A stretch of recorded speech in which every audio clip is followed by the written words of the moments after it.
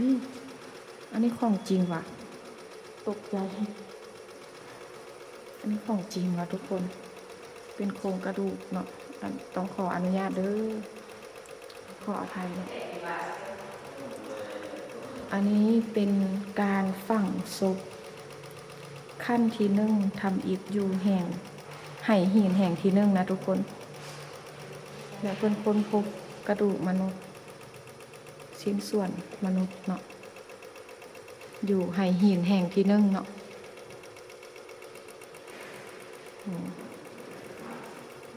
แล้วก็มีไหแบบว่าแตกแบบนี้เฮลโลสบายดีสวัสดีค่ะมาพบกับสาววอนอีกแล้วเนาะทุกคนมื้อนี้เนาะสาววอนได้มาอยู่ที่แข่งเสียงขวางเนาะอยู่ที่หอพิพิธภัณฑ์มูลเสื้อแข่งเสียงขวางเด้อทุกคนเป็นครั้งแรกที่สาววอนได้มาที่นี่เนาะแล้วสาววอนจะพาทุกคนเข้าไปเบิ่งทางด้านในว่าจะเป็นบรรยากาศแนวไหนทุกคนไปเบิ่งนำกันเลยทุกคนไปกันเลยทุกคน let's go นี่เนาะทุกคนทางโซนด้านนั้นก็จะเป็นหอวัฒนธรรมแข่งเสียงขวางเนาะแล้วนี่ก็เป็นหอพิพิธภัณฑ์มูลเสื้อแขวงเสียงขวางส่วนทางด้านนั้นก็จะเป็นหอสมุดแขวงเสียงขวางเด้อทุกคนมื้อนี้เป็นวันอาทิตย์เนาะนักท่องเที่ยวก็จะบ่หลายเนาะทุกคนเจ้าหน้าที่ก็บ่หลายเพราะว่าเพิ่นแบบมีแต่เวรยามซื่อๆเนาะทุกคนไปเดี๋ยวเราเข้าไปทางด้านในกันนี่เข้ามานี่เนาะสาวต่างชาติจะได้จ่าย30,000 กีบเนาะแต่ว่าคนลาวจ่าย5,000 กีบเนาะทุกคนขอบใจเด้อโอเคทุกคนเราได้บินแล้วนี่เราได้บินแล้วหรือว่าตัวเนาะทุกคนเข้ามาก็ด้านแรกคือเจอนี่ก่อนเลย เจอปืนก่อนเลยทุกคนนี่คือด้านแรกปืนคกลูกปืนคกปืนคกกับลูกปืนทุกคนอันนี้เพิ่นห้ามจับเด้อแบบเป็นของเก่าแก่สมัยโบราณเนาะทุกคนประมาณนี้ทุกคนอันนี้เขาก็จะเบิ่งไปตามแต่ละจุด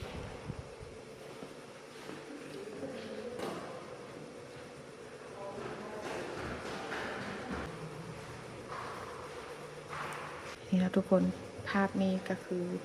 เป็นภาพพ่อค้าจากยุนนานประเทศจีนได้ลำเลียงสินค้าด้วยม้าจากภาคตะวันตกเฉียงใต้เดินทางไปทั่วอาซีตะวันออกเฉียงใต้สุ่มปี1900นี่ทุกคนจะมีแปลภาษาอังกฤษให้นะและนี่ก็เป็นภาพภูเสียงขวางเส้นทางการค้าในสมัยโบราณ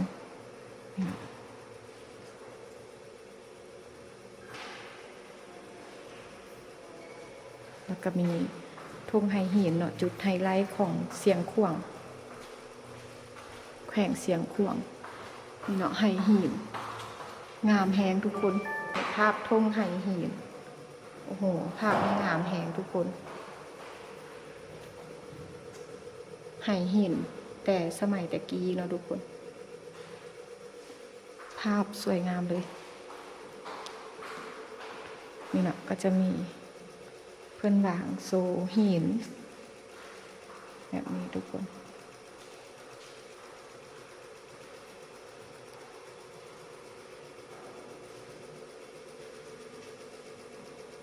นี่เนาะอันนี้คือเพื่อนเป็นการขุดค้นเนาะภาพการขุดค้นทงไหหินเนาะแล้วเพิ่นพบแบบกระโหลกมนุษย์แบบนี้เนาะทุกคนอันนี้ก็คือนักขุดค้นนี่อันนี้น่าจะเป็นบ่แน่ใจทุกคนวัตถุมีค่าอย่างนี้แหละเนาะเป็นโลหะเป็นปลอกแขนโลหะผสมทองโอ้โหอันนี้คือพบอยู่ที่พบอยู่แหล่งไหหินแห่งที่หนึ่งเด้อทุกคนนี่เนาะเพิ่นพบเป็นปลอกแขนโลหะที่ผสมทอง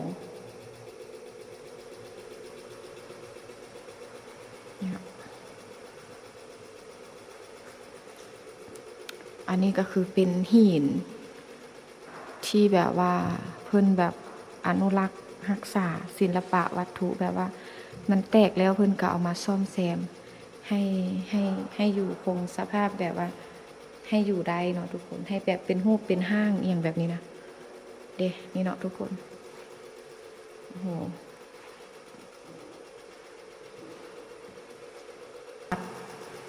แบบลูกปัดดินเผาทุกคนประดับอาจจะใส่เป็นใส่คอแบบนี้นะทุกคนเนาะลูกปัดอ๋อเป็นลูกปัดแบบนี้นี่ทุกคนความลับที่ยังเป็นปริศนา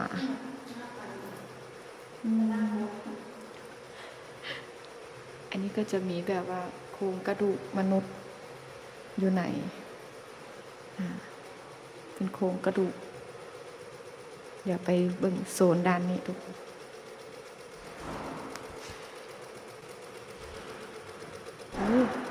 เฮ้ยอันนี้ของจริงว่ะตกใจอันนี้ของจริงว่ะทุกคนเป็นโครงกระดูกเนาะต้องขออนุญาตเด้อขออภัยนะอันนี้เป็นการฝังศพ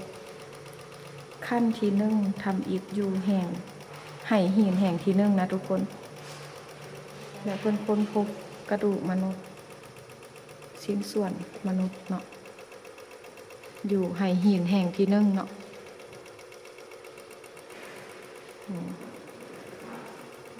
แล้วก็มีไห่แบบว่าแตกแบบนี้นี่ทุกคนก็จะเป็นประมาณนี้เนาะอันนี้เป็นชุดเครื่องนุ่งผู้ชายเผาพวนทุกคนนี่เนาะเป็นชุดผู้ชายเผาพวนคนแบบชุดสมัยโบราณเนาะอันนี้คือเป็นชุดเครื่องนุ่งแม่หญิงโซนเผาพวนเนาะนี่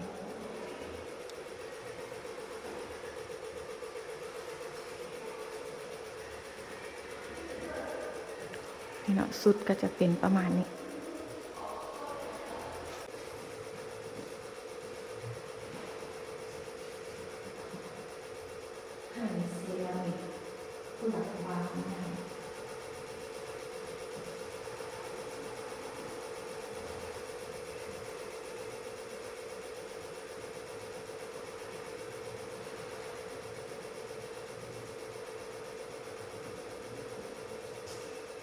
นี่คือพระพุทธรูปนะทุกคนเพิ่นเฮ็ดจากแผ่นเงินสำริดเนาะดินเหนียวเผาพวนอันนี้คือจากเมืองคูนเนาะแขวงเสียงควงอันนี้คือค้นพบมีการค้นพบพระพุทธรูปที่เฮ็ดด้วยดินเผาขนาดน้อยหลายองค์ตามซากหักพังของวัดในเมืองหลวงเก่าของอาณาจักรเมืองพวนเนาะ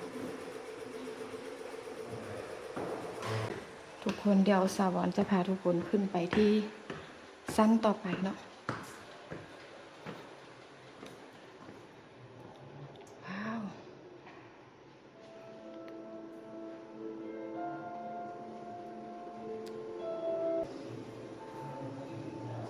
อันนี้คือชั้น2เนาะทุกคนมีหลายเลยเครื่องประดับเป็นเครื่องประดับวัตถุที่ให้ความงามและป้องกันตัว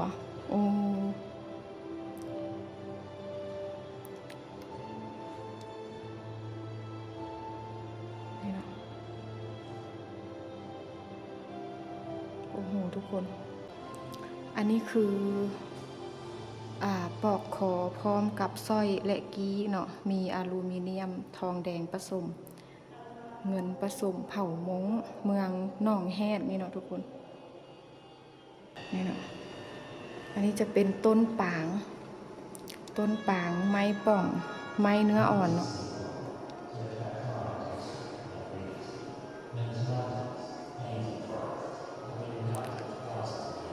นี่อันนี้คือแคนลาวนี่ทุกคน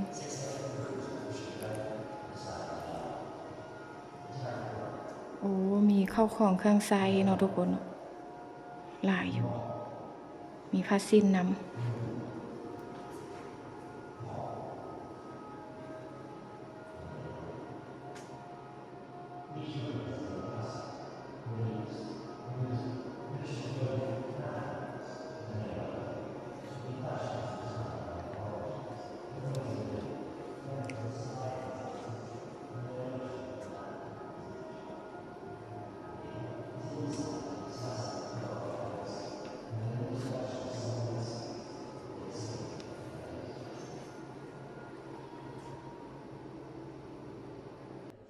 นนี้ทุกคนเป็นต้นปางเนาะเป็นไม้เนื้ออ่อนทุกคนแล้วนี่ก็เป็นสุดแบบว่าสุดสนเผ่าแต่ละสนเผ่าส่วนนี้ก็เป็นอู่เลี้ยงลูกเนาะเลี้ยงเด็กน้อยทุกคนกล่อมลูกนอนในอู่เนาะทุกคนก็ถือว่ามีหลายอย่างให้ชมทุกคนครั้งแรกที่ได้มาเห็นโอ้โหแนะนำให้ทุกคนมาเบิ่งเด้อคักแฮงนี่เนาะอันนี้เป็นสุดสนเผ่า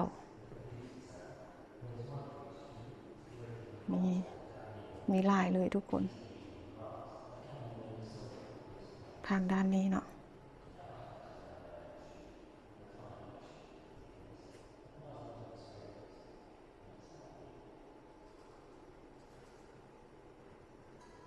อันนี้ก็มีข้าวของเครื่องใช้มีแอบเข้านี่เนาะ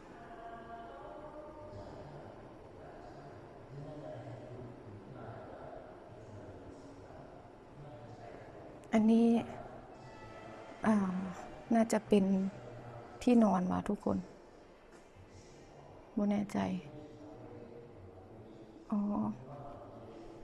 อันนี้เนาะทุกคนส่วนอันนี้เนาะทุกคนที่เพิ่นเป็นแบบเป็นห้องแบบเอาผ้าปิดแบบนี้ก็คือเป็นมุ้งเนาะทุกคนมุ้งฝ้ายเนาะก่อนแต่งดองแม่หญิงที่ยังเป็นสาวก็จะได้เกียมเครื่องนุ่งห่มเครื่องนอนสำหรับตัวเองไว้ใช้เมื่อได้เป็นเมียอย่างแบบนี้นะทุกคนอ๋อมีลายศูนย์ทุกคน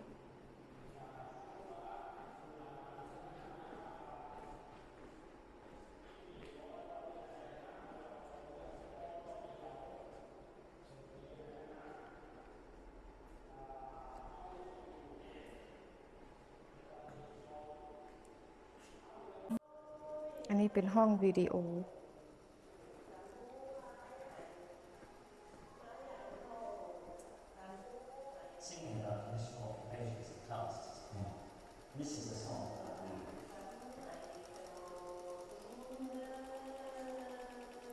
เป็นห้องวิดีโอ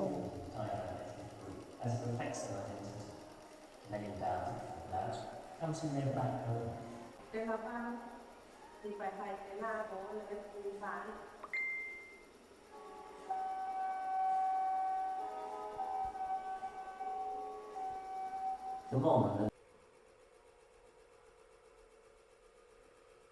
อันนี้ประวัติท่งไหหินในภูเพียงเสียงขวางเขาบอกว่านักสำรวจชาวอังกฤษชื่อเจมส์แมคคัตทีได้ค้นพบท่งไหหินอยู่เสียงขวางครั้งทำอิฐในปี 1881 ลาวได้กล่าวว่าในระยะไกลพวกเฮาเบิ่งเห็นวัตถุหนึ่งคล้ายคือกับเต็นท์มีความแปลกใจเมื่อเบิ่งในระยะไกลมันคล้ายคือกับคอกงัวเบิ่งอยู่ในระยะไกลคล้ายๆคือคอกงัวเมื่อส่องเบิ่งด้วยกล้องส่องทางไกลเห็นว่ามันแม่นง่นหินง่นหินหมายถึงเป็นหินใหญ่ๆใช่เวลาพวกเราย่างเข้าไปใกล้เพื่อพิสูจน์เบิ่งตัวจริงพวกเรากลับประหลาดใจว่ามันแม่นไหหินขนาดยักษ์โอ้นี่อารยธรรมสมัยโบราณได้สร้างไหหินขนาดใหญ่เหล่านั้นสำหรับฝังศพเขาสร้างไหหินที่ใหญ่ๆนี่สำหรับฝังศพและจุดประสงค์ต่างๆทางศาสนานักค้นคว้าวิจัยหลายท่านมีทัศนะเป็นเอกภาพกันว่าไหหินมีความเกี่ยวข้องกับงานศพแต่ไซเฮ็ดหยั่งกันแท้แม่นหยั่งบ่ฮู้ชัดเจนแต่ว่าฮู้ว่าเป็นโลงศพแต่รู้ว่าเป็นไซเป็นโลงศพไซเป็นเครื่องหมายบอกว่าบ่อนฝังศพหรือเป็นบ่อนเก็บเงี้ยนศพไว้ชั่วคราวก่อนไปฝังเอาไว้ชั่วคราวอาจจะนะเพราะว่าเขาไม่ชัดเจนแต่รู้ว่าเป็นที่เก็บศพแต่ไม่รู้ว่าเอาไว้แบบว่าไว้ชั่วคราวหรือว่าไว้ถาวรอันนี้ยังไม่รู้ชัดเจน แล้วก็ยังมีร่องรอยของผู้สร้างอารยธรรมเหล่านั้นเหลือไว้เพียงเล็กน้อย เพียงเป็นหลักฐานที่ให้ความหวังในการศึกษาค้นคว้าหาคำตอบต่อไปในอนาคตธงไหหินมีทั้งหมดประมาณ100 กว่าแห่งในประเทศลาว 100 กว่าแห่ง ใช่แล้วไหหินเหล่านั้นได้ถูกสร้างขึ้นประมาณ 1,500 หา 2,500 ปีแล้ว อายุไหนี่ประมาณ 1,500 หา 2,500 ปีแล้วไหหินขนาดยักษ์เหล่านั้นในเสียงขวางเอิ้นว่าธงไหหินได้สร้างขึ้นและนำใช้ในสังคมมนุษย์โบราณ ยุคโลหะก่อนคศ500 ปี หลังคศ500 ปีอันนี้ก็จะเป็นธงไหหินแห่งที่1แห่งที่2แห่งที่3 อันนี้ แบบคร่าวๆประมาณนั้น แล้วธงไหหินก็จะมีแบบณตอนนี้ก็คือมี1 2นี่คือธงไหหินแห่งที่1 นี่คือตัวนี้ ภาพนี้แห่งที่1นั้นแม่นไหหินมาจากหินทรายที่เป็นหินทราย เป็นเม็ดอย่างสม่ำเสมอจากแหล่งตัดหินภูเก่ง ซึ่งอยู่จากธงไหหิน1ไปทิศทางตะวันตกเฉียงเหนือประมาณ10 กิโลเมตร อันนี้คือธงไหหินแห่งที่1ที่2ที่3ตามนี้เลย จะมีหลายแห่งเนาะเนี่ยอันนี้คือแผนที่ที่แต่ละจุด ใหญ่ อืม 1 อยู่นี่ ถ้าเราจะไปเราไปนี่ก่อน ใช่1 1 2 3อยู่ติดกัน ใช่ ที่อื่นไม่ค่อยได้ จุดนี้เนาะทุกคนจะเป็นจุดที่ขายเครื่องที่ระลึกเด้อนี่เนาะก็จะมีหลากหลายแบบนี้เนาะทุกคน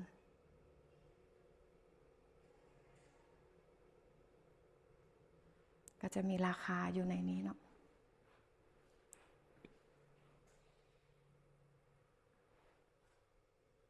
อันนี้เนาะทุกคนธงไหหินเอาไปเฮ็ดพวงกุญแจนี่เนาะ50,000 กีบเนาะประมาณ90 บาท แล้วก็มีตัวสร้างกับโบแพงเนาะถือว่าโบแพง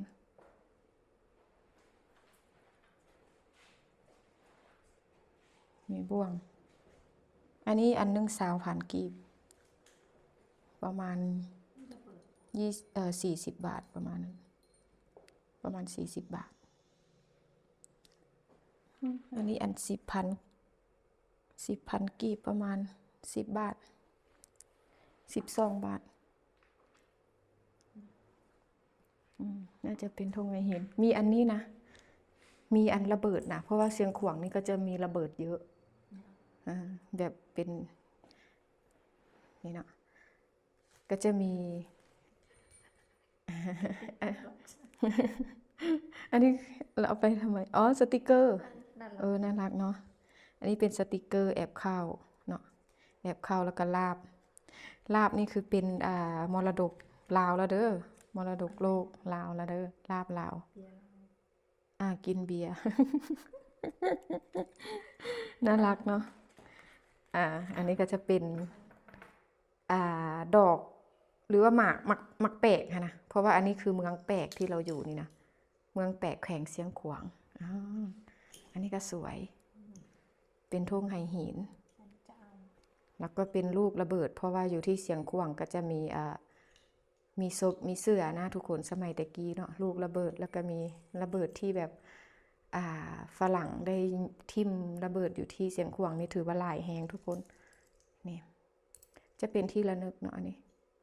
มีแคนลาวนำและราคา20,000 กีบไม่แพงอันนี้คือ20,000 กีบทุกคนบ่แพงเลยเครื่องที่ระลึกนะเดี๋ยวจะซื้อนี่ทุกคนอันนี้สวรรค์เลือกเอาแล้วเนาะธงไหหินแล้วก็มีไหหินแบบนี้แล้วจะมาเลือกเอาอันนี้นี่คือสร้างราคา700,000 กีบเนาะหรือว่าประมาณ1,000 บาทอันนี้คือเป็น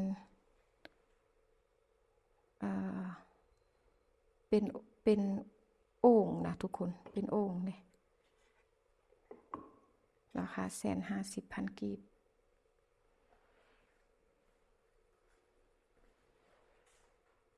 อันนี้ไม่ดูจานไม่ดู280,000สร้างตัวน้อยก็มีเด้อตัวนี้550,000